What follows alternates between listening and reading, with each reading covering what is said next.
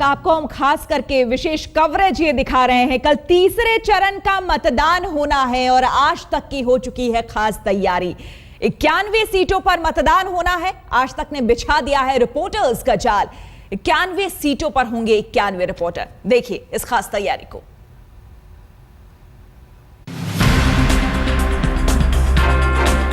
धर्मवीर सिन्हा पलामू, विपिन कुमार सिंह चतरा, सुजीत कुमार झा पटना, कुमार अभिषेक औरंगाबाद, जयप्रकाश जमुई, विमलेंदु चैतन्य गया, विजय भान सिंह नवादा, मनोज कुमार सिंह सासाराम, रोहित सिंह जमुई, मानवन सिंह छीना चंडीगढ़, सत्येंद्र चौहान चंडीगढ़ आज तक,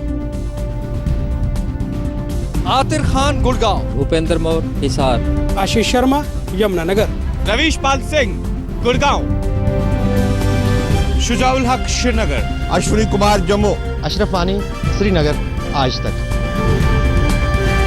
टीएस सुधीर केरला, नवीन नायर तिरुवनंतपुरम, जीतेन वर्मा होशंगाबाद, योगी तारा दूसरे सतना, सुनील नामदेव रायपुर, धीरज शाह जबलपुर, संतोष शुक्ला शहडोल, विजय विश्वकर्मा रीवा, वीरेंद्र सिंह गुनावत छिंदवाड़ा, महेश चांडक छिंदवाड़ा, अतुल वैद्य Balaghat,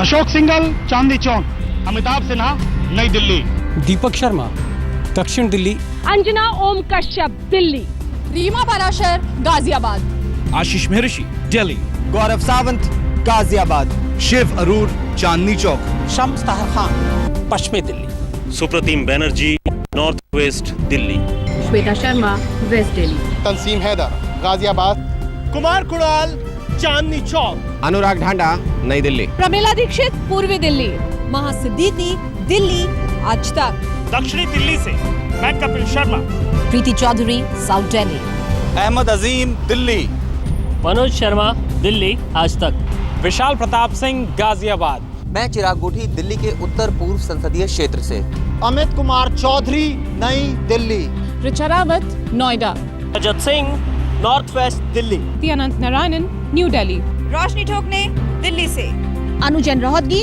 Ghaziabad, Siddharth north west Delhi, Ashar Khan in Chandni Chowk, Himanshu Mishra north east Delhi, Shivendra Srivastava south Delhi, Nishant Chaturvedi Delhi, Pankaj Jain Delhi, Swati नई दिल्ली, कमलजीत संधू नॉर्थ ईस्ट दिल्ली, नितिन जैन चांदनी चौक, मोहस्मी सिंह मेरठ, संजय शर्मा मुजफ्फरनगर, पंकज उपाध्याय मुजफ्फरनगर, अनिल भारद्वाज सहारनपुर, मोहम्मद उस्मान चौधरी मेरठ, पंकज सारस्वत अलीगढ़, मनोज कुमार गाजियाबाद, संजीव शर्मा बिजनौर, सूर्या सिंह मुंबई आज तक, सिद्धार्थ हुसैन मुंबई, आयुषी सयाल मुंबई, मनीषा मेहलदार मुंबई, सखी देशपांडे मुंबई, साहिल जोशी नागपुर, सुजन जोस मुंबई, अमृता शेडगे मुंबई, विकास राजूरकर चंद्रपुर, मुनीश पांडे मुंबई, हरिश्चंद्रा मुंबई, दिवाकर सिंह मुंबई,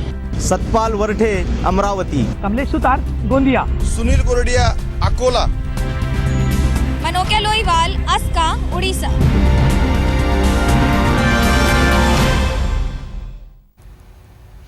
तो आज तक की ये विशेष तैयारी है, यानी कि हर एक जगह से, हर उस सीट में जहां पर मतदान होना है, आपको पल पल की खबर हम दे सके, इसी की ये विशेष तैयारी है। हमारे साथ इस वक्त तमाम संवाददाता अलग अलग जगहों से जुड़े हुए हैं और लगातार आपको जानकारी दे रहे हैं। और यहां इस वक्त हम ये जानने की कोशिश कर रहे हैं कि इन जगहों के जो मतदाता हैं, यहां के कल जो वोट करने वाले हैं, क्या उनके लिए मुख्य मुद्दे हो सकते हैं। चलते हैं हम लखनऊ अपने संवाददाता अनूप श्रीवास्तव के पास।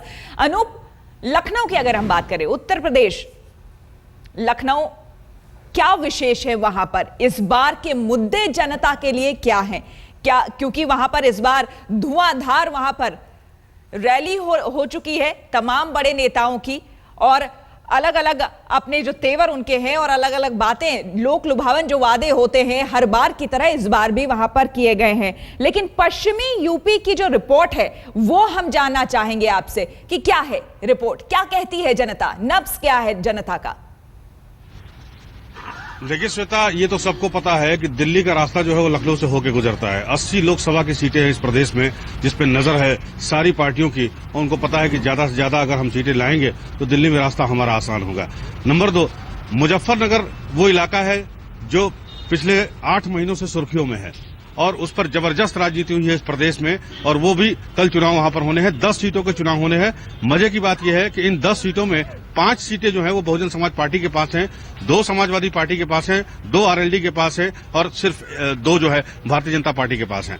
तो सबकी निगाह यह है, मतदाता की जहां तक बात है, मतदाता इस बार बदलाव चाहता है। मतदाता इस बार जो यूपी का मतदाता है वो दोहरे मुश्किल में है। एक तो उसको राज्य सरकार से नाराजगी है, दूसरी उसको महंगाई और दूसरे करप्शन के मुद्दे को लेकर कांग्रेस से भी नाराजगी है। लेकिन उसने अपने पत्ते नहीं खोले हैं। वो किसकी तरफ जा रहा है, किसको वोट देगा, ये अभी तक तय नहीं है। लेकिन इतना जरूर है कि अंदर ही अंदर खामोश चिंगारी सुलग रही है और ये मतदान के दिन दिखाई देगा। और मैं आपको बताना चाहूंगा कि इस बार का जो मतदान है उत्तर प्रदेश में, उस मतदान के प्रतिशत में भारी इजाफा होगा, जो कम से कम जो करंट चल रहा है इस वक्त उसको देखकर ऐसा लगता है। दूसरी बात कि इस चुनाव के बाद, उसके बाद चरण बर चरण आप लखनऊ की तरफ आते जाएंगे और जैसे जैसे मतदान होता जाएगा वैसे वैसे बदलाव की लहर भी बह रही है। और चंडीगढ़ चलते हैं सत्येंद्र चौहान के पास। सत्येंद्र, ये बताएं कि बंसल जी का वहां पर क्या हाल है? देखिए, बंसल जी का हाल जाहिर सी बात है, उन पर भ्रष्टाचार के आरोप लगे थे, सीधे सीधे आरोप लगे थे, लेकिन उसके बावजूद वो कहीं ना कहीं थोड़े से मजबूत स्थिति में दिखाई दे रहे हैं, क्योंकि 2 कैंडिडेट हैं, दोनों ही बॉलीवुड से आई हैं, दोनों ही दावा ये करती हैं कि चंडीगढ़ के रहने वाली हैं, लेकिन दोनों ही बॉलीवुड से आई हैं यहां पर। इसके साथ साथ श्वेता, जो दिलचस्प मुकाबला है वो हरियाणा में देखने को मिल रहा है। चंडीगढ़ के साथ साथ हरियाणा में भी चुनाव है। अगर हरियाणा की बात करें तो वहां पर बहुत ही कांटे का मुकाबला है। हरियाणा के मुख्यमंत्री भूपेंद्र सिंह हुड्डा है, केंद्र और राज्य में दोनों दूसरी बार सरकार बनी है। इसके अलावा नवीन जिंदल है, कांग्रेस के उद्योगपति हैं, कुलदीप बिश्नोई है जो पहली बार भाजपा के साथ जिनका गठबंधन हुआ है, ओम प्रकाश चौटाला खुद जेल में है, उनके बेटे जो है अजय चौटाला वो जेल में है। तो आईएनएलडी और बीजेपी जो परंपरागत सहयोगी थे, गठबंधन में चुनाव लड़ते थे, वो अलग अलग चुनाव लड़ रहे हैं। बीजेपी का गठबंधन जो, लेकिन हरियाणा की अगर हम बात करें सत्येंद्र, अगर हरियाणा की बात करें तो आम आदमी पार्टी ने भी इस बार पूरी सेंध मारी की एक तरह से कोशिश की है और अपनी जमीन वहां पर बनाने की भी कोशिश की है अपने दौरों से। हम आपके पास लौटेंगे सत्येंद्र और आपसे और बात करेंगे कि हरियाणा की जनता क्या सोचती है इस दूसरे विकल्प के बारे में। लेकिन भोपाल चलते हैं अपने संवाददाता के पास और वहां पर जानते हैं कि क्या हाल है वहां का। बताएं। देखिए, ये कहें कि मध्य प्रदेश में अभी 4 महीने पहले ही चुनाव हुए थे और जनता के सामने 4 महीने पहले चुनाव में शिवराज सिंह चौहान ने 166 सीटें यहां जीती थी। तो ये कहा जाए कि यहाँ पर बीजेपी ने शिवराज सिंह चौहान के विकास को चुना। लेकिन इस समय की बात बिल्कुल अलग है। अभी जो 9 सीटों पर मतदान होना है, यदि पिछले लोकसभा की बात की जाए तो 4 बीजेपी के पास है, 4 कांग्रेस के पास और 1 बीएसपी के पास है। जो सबसे महत्वपूर्ण सीट है कमलनाथ की सीट है, जहां वो 34 सालों से लगातार वहां जीतते आ रहे हैं। सिर्फ एक बाई इलेक्शन उन्होंने हारा है और वो पारंपरिक सीट है कांग्रेस की। लेकिन इस बार जो बीजेपी ने एक नया नारा यहाँ पे दिया है कि मिशन 29 का नारा दिया है और ये कहा है कि वो 29 की 29 सीटें वो जीत के रहेंगी। लेकिन ये कहा जाए कि इस बार जो एक बीजेपी ने एक खासतौर शिवराज सिंह चौहान ने एक नए इशू को उठाया है, केंद्र और राज्य के जो एक दोनों में सामंजस्य होना चाहिए उस मुद्दे को उठाया है। और बार बार वो धरने पर भी बैठे इसको लेकर उनने एक मुद्दे को जरूर उठाया और जनता के सामने ये बताने की कोशिश की है कि जो महंगाई है वो केंद्र सरकार के कारण बढ़ी है। तो साफ जाहिर तौर पर अब जनता को फैसला करना है कि आखिर किस तरह वो महंगाई, भ्रष्टाचार और दूसरे मुद्दे पर वो अपने को वोट करती है। और जी श्वेता। जी बिल्कुल, अशोक सिंघल न्यूज रूम से हमारे साथ बने हुए हैं। अशोक, जो अलग अलग जगहों से हम बात कर रहे हैं अपने संवाददाताओं से, एक बात तो समझ में आ रही है कि जो लोकल मुद्दे होते हैं उन मुद्दों से उठकर अब एक बड़े प्रोस्पेक्ट को जनता भी देख रही है और समझ रही है और हो सकता है कि उन मुद्दों पर, राष्ट्रीय मुद्दों पर इस बार खास तौर पर वोट डाले जाएं कल। चाहे वो राष्ट्रीय मुद्दा हो चाहे लोकल मुद्दा हो, महंगाई सबको इफेक्ट करती है। तो महंगाई एक बड़ा मुद्दा है। करप्शन को लेकर के बीजेपी चल रही है। दूसरी रीजनल पार्टीज हैं वो करप्शन का मुद्दा उठा रही हैं। जो मौजूदा सरकारें स्टेट्स में, उनके खिलाफ जो विपक्षी पार्टियां वो करप्शन का, डेवलपमेंट का मुद्दा उठा रही हैं। तो ये तमाम जो विकास का मुद्दा है, महंगाई का मुद्दा है, इन तमाम मुद्दों पर इस बार चुनाव लड़ा जा रहा है। तो नरेंद्र मोदी हो, या कांग्रेस हो, कांग्रेस ये कह रही है कि हमने 10 सालों में बहुत विकास किया, हमने डेवलपमेंट किया, हम आरटीआई लेके आए, तो तमाम चीज़ों को लेके वो आगे बढ़ रहे हैं। लेकिन बीजेपी का ये कहना है कि 10 साल तक की जो सरकार रही, इफेक्टिव सरकार नहीं थी, निकम्मी सरकार थी, करप्शन हुआ, महंगाई बढ़ी, हमको एक बार मौका दीजिए। नरेंद्र मोदी इसी बात को लेकर आगे चल रहे हैं। इस बार मोदी सरकार, बीजेपी को वोट दीजिए। जो रीजनल पार्टीज हैं वो रीजनल मुद्दों पे वोट लड़ रहे हैं। बेशक महंगाई मुद्दा पूरे देश के अंदर है, विकास का मुद्दा पूरे देश के अंदर है। बिल्कुल, महंगाई हो गया, भ्रष्टाचार हो गया, विकास हो गया, ये तमाम अहम मुद्दे हैं। जनता ये चाहती है कि ये सारी चीजें हो। कुमार विक्रांत, कितनी आश्वस्त है कांग्रेस इस बार, क्योंकि किला लगभग ध्वस्त होता दिख रहा है, जनता को अब लगभग विश्वास नहीं रह गया है इस सरकार पर। जी देखिए, कांग्रेस पार्टी की अगर बात करें तो निश्चित तौर पर प्रचार प्रसार वो ज़रूर कर रही है, लेकिन अंदर खाने उसको भी लग रहा है कि लगातार 10 साल सत्ता में रहने के बाद एक एंटी इनकम्बेंसी कहीं ना कहीं है। इसीलिए मैं कह रहा हूँ 1977, 1989, 1996 वो दौर कहीं ना कहीं कांग्रेस देख रही है। लेकिन कांग्रेस की रणनीति ये है कि जिस तरीके से ये इन 3 बार में ऐसा हुआ है तो वैसा ही कुछ आगे होगा, और इसके चुनाव के बाद, यानी कि ये एक सेमीफाइनल है, फाइनल इसके बाद होगा। कुछ इस टाइप की रणनीति कांग्रेस पार्टी की नज़र आ रही है। लेकिन एक अहम बात ये भी है जो मैं बार बार कहूँगा कि सोनिया गांधी की कांग्रेस राहुल गांधी की कांग्रेस में तब्दील हो रही है। राहुल गांधी के हाथों में कमान है, तो वो भी कहीं ना कहीं दिक्कत आ रही है कार्यकर्ताओं को एडजस्ट करने में, बड़े नेताओं को एडजस्ट करने में, और साथ ही साथ महंगाई, भ्रष्टाचार, ये दो मुद्दे तो हैं। जितनी मजबूती से पिछले बार के चुनाव में लगातार कांग्रेस नजर आती रही है, इस बार तो नहीं है, ये तो साफ नजर आ रहा है। खुद कांग्रेस के अंदर जो बड़े नेता हैं वो किस तरह से चुनाव से पीछे हटते, मैदान से जाने में डरते हुए नजर आए हैं, ये भी साफ तौर पर दिखता रहा है। आप तमाम संवाददाता हमारे साथ बने रहें, आपसे और हम जानकारी लेंगे। तो कल खास करके पश्चिमी यूपी के 10 सीटों पर कल मतदान होना है, जिसमें गाजियाबाद और नोएडा भी है। लेकिन मुजफ्फरनगर इन दिनों केंद्र रहा है, राजनीति का भी केंद्र रहा है, खबरों में भी रहा है, और दंगे वजह रही है, और उसके पीछे राजनीतिक पार्टियों ने जिस तरह से अपनी रोटियां सेकी है वो भी जनता के सामने रहा है। हमारे साथ पंकज उपाध्याय मुजफ्फरनगर से हमारे साथ बने हुए हैं। पंकज, जो ग्राउंड रिपोर्ट है आप बेहतर हमें बता पाएंगे, क्योंकि कल एक अहम दिन है। अगर वाकई वहां की जनता बदलाव चाहती है तो कल वो ये कर सकती है। ये बताएं कि इतने दिनों में आपने क्या कुछ देखा, दंगे से पहले के हाल और बाद के हाल, क्या चाहती है जनता? श्वेता, चुनाव अगर मुद्दों पे लड़े जाते तो फिर बात ही क्या थी, लेकिन यहां पर चुनाव अब हिंदू बनाम मुस्लिम हो गया है।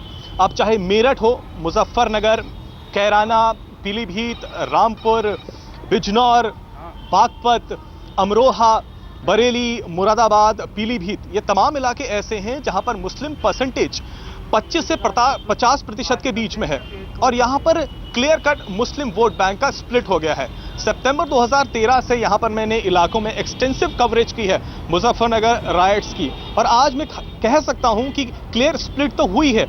अब इससे सबसे ज्यादा फायदा आखिर बीजेपी अपने आप को देख रही है। समाजवादी पार्टी यहां पर सबसे ज्यादा नुकसान झेल सकती है, क्योंकि तमाम यंगर जनरेशन वो ये चाहती है कि समाजवादी पार्टी को सबक जरूर सिखाया जाए। अब अगर मुस्लिम वोट बैंक स्प्लिट होता है तो वो एसपी, बीएसपी और तमाम राजनीतिक और कांग्रेस में भी स्प्लिट हो जाता है। अब यहां पर बीजेपी को लगता है कि शायद वो थोड़े फायदे में है, क्योंकि अगर स्प्लिट हो गया है तो तमाम जितने भी हिंदू जातियां हैं, अगर वो एक बार कंसोलिडेट हो जाती हैं तो उसको जीत नजर आती है।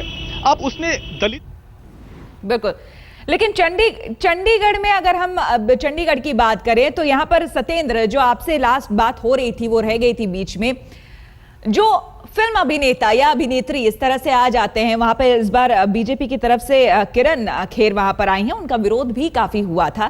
कहती है कि चूंकि वो वहां की है इसलिए उनका पूरा हक है उस इलाके में, लेकिन जो वहां की जनता है वो किस तरह से इन अभिनेताओं को देखती है और क्या समझती है? देखिए, अब अभिनेताओं के नाम पर भीड़ जुटाना कोई मुश्किल काम नहीं होता, लेकिन और दोनों ही जो अभिनेत्रियां हैं दोनों ही दावे भी कर रही हैं और वादे भी कर रही हैं। दावा उनका यह है कि वो दोनों ही चंडीगढ़ की रहने वाली हैं, और वादा उनका यह है कि अगर वो जीत जाती हैं तो दोनों ही चंडीगढ़ में रहेंगे। जाहिर सी बात है, आम आदमी पार्टी नई पार्टी है, गुल पनाग को लेकर आए हैं, और अरविंद केजरीवाल, मनीष सिसोदिया, तमाम बड़े नेता आम आदमी पार्टी के यहां पर रोड शो भी करके गए हैं। तो कहीं ना कहीं एक विकल्प के रूप में तीसरी पार्टी आम आदमी पार्टी उभरी है, जो खासकर बंसल साहब जो वर्तमान सांसद हैं, पूर्व केंद्रीय मंत्री रहे हैं, उनके लिए कहीं ना कहीं एक चुनौती बन रही है, क्योंकि जो वोट है, कांग्रेस का वोट है, वो कहीं ना कहीं आम आदमी पार्टी की तरफ थोड़ा खिसक रहा है। बीजेपी की बात करें तो बीजेपी में 3 कैंडिडेट पहले ही थे जो यहां पर दावेदारी जता रहे थे। उसके बाद किरण खेर को पैराशूट से सीधे 2 दिन पहले, जिस दिन टिकट बंटनी थी, उसी दिन इन सबको पता चला कि किरण खेर यहां पर आ गई हैं। तो कहीं ना कहीं कुल मिलाकर मतदाता जो है वो अभी भी डिसाइड नहीं कर पा रहा है और किसी तरह का अभी तो यहाँ पर लगभग असमंजस की स्थिति बनी हुई है। लेकिन कल तक जनता को भी ये साफ करना होगा और समझना होगा कि आखिर वो चाहती क्या है। बदलाव चाहिए तो किस नेता या फिर किस पार्टी को वो वोट करे जो कि वाकई बदलाव ला सके उनकी जिंदगी में, ये बेहद अहम होगा। और कल सबसे बड़ा दिन और सबसे अच्छा दिन, इससे अच्छा और हो नहीं सकता। आप तमाम संवाददाताओं का बहुत बहुत शुक्रिया हमारे साथ जुड़ने के लिए और ग्राउंड रिपोर्ट अलग अलग जगहों से हमें देने के लिए और हमारे जो दर्शक हैं उन्हें बताने के लिए। तो आज तक के इस खास कवरेज में फिलहाल इतना ही, लेकिन आपको हम बता दें कि आज तक की ये विशेष कवरेज लगातार जारी है और आपको पल पल की खबर, पल पल का अपडेट देती रहेगी। इसी तरह से देखते रहिए आज तक।